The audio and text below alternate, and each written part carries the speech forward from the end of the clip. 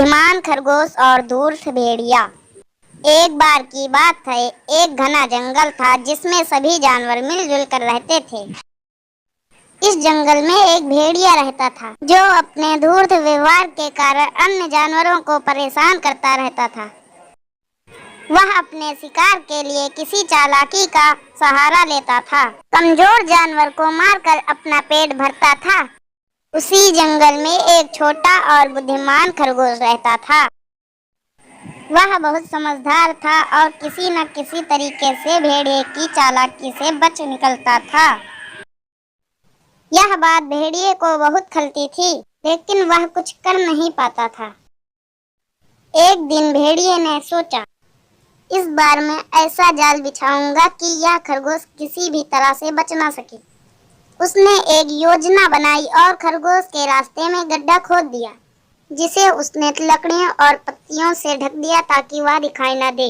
उसने सोचा कि जब खरगोश इस रास्ते से गुजरेगा तो गड्ढे में गिर जाएगा और वह उसे आसानी से पकड़ लेगा। खरगोश हमेशा की तरह अपनी मस्ती में उछलता कूदता उस रास्ते पर आ पहुंचा, लेकिन उसकी तीव्र दृष्टि ने गड्ढे पर बिछाई गई पत्तियों की अनुमता को भाव लिया। उसने समझ लिया कि भेड़िए ने उसके लिए कोई जाल बिछाई है। खरगोश ने तुरंत एक योजना बनाई। वह थोड़ी दूर जाकर एक जगह पर बैठ गया और जोर जोर चिल्लाने लगा, अरे, इस जंगल में नया भेड़िया आया है। वह पुराने भेड़िए से भी बड़ा और ताकतवर है। वह जंगल का नया राजा बनना चाहता है। भेड़िया, जो पास के ही झाड़ियों में छुपा हुआ था, यह सुनकर वह चौंक गया। उसने सोचा, यह नया भेड़िया कौन हो सकता है? मुझे इसे तुरंत खदेड़ना होगा, नहीं तो यह मेरा शिकार मुझसे छीन ले।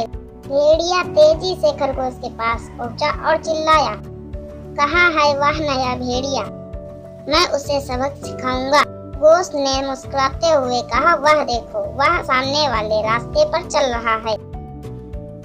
अगर तुम जल्दी नहीं गए तो वह तुम्हारा इलाका छीन लेगा। भेड़िया बिना सोचे समझे उसी रास्ते पर दौड़ पड़ा जहां उसने खुद ही गड्ढा खोदा था। वह गड्ढे पर पहुंचते हुए उसमें गिर गया। गड्ढा इतना गहरा था कि वह भेड़िया उसी में फंस गया। खरगोश ने हंसते हुए कहा, धूर्तता और चालाकी के सामने हमेशा समझदारी की जीत होती है। और फिर वह उछलता कूदता अपने घर की ओर चल पड़ा।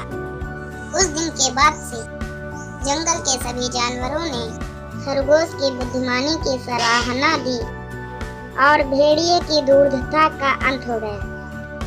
इस कहानी से हमें यह सीख मिलती है कि परिस्थिति कितनी भी कठिन क्यों ना हो, हमें समझदारी से काम